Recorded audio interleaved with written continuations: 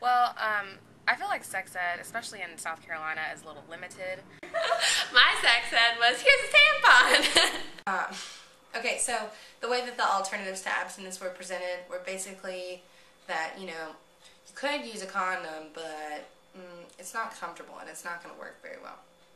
2, that you could use the birth control pill, but you're going to gain water weight.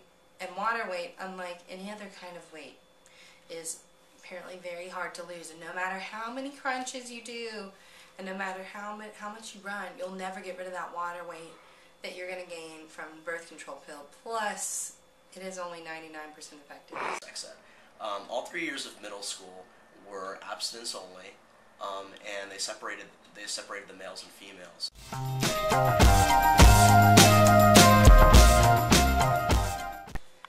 There was like sort of a sub-lesson of the whole sex ed about pornography, and basically that every time you let your boyfriend use pornography, whether with you or by himself, he's forming like an emotional bond through orgasm to the video, and that he will never love you as much as he loves Jenna Jameson. The thing that I remember the most is that at the end of one class they said that we could submit anonymous questions on pieces of paper, and they would answer the questions the day after in the next class.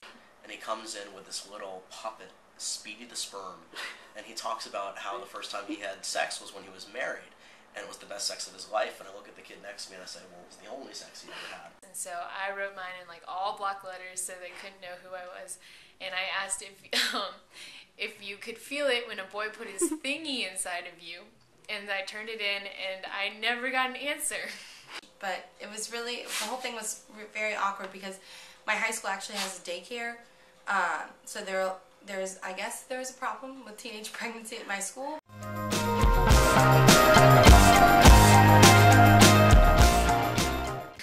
And so, apparently I was just worried about the functional part of sex, and I didn't even know about any other parts. So they gave us all a little piece of tinfoil, and in the tinfoil there was a small square of chocolate, like one of those from a Hershey's bar.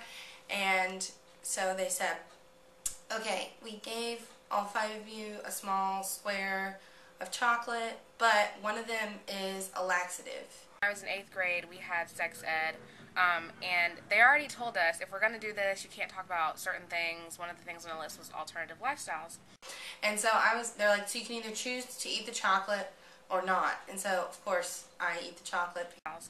I, of course, wanted to know. I just couldn't understand why they would teach us about sex with a man and a woman, and that's not how everyone has relations. I mean, that's just not a typical relationship for everyone, especially at the time period. So when I was asked to leave, and they told me I just needed to sit outside and cool off until I got my mind right. I'm just like, I think my mind is fine, and the rest of you are a little, Then after the fact, they reward the people who are too scared to eat it because they've been threatened with laxative, a king-size Hershey's bar. And so this was supposed to be like a parallel between I guess waiting until marriage, and so the giant chocolate bar is the kind of sexual satisfaction and I guess moral and emotional satisfaction that you get from waiting until marriage.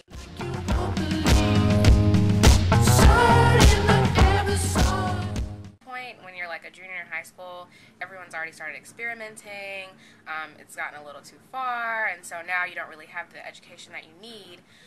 I hope nobody goes through that experience, because it was just not a whole lot of fun to go through sex ed 3 times and learn nothing.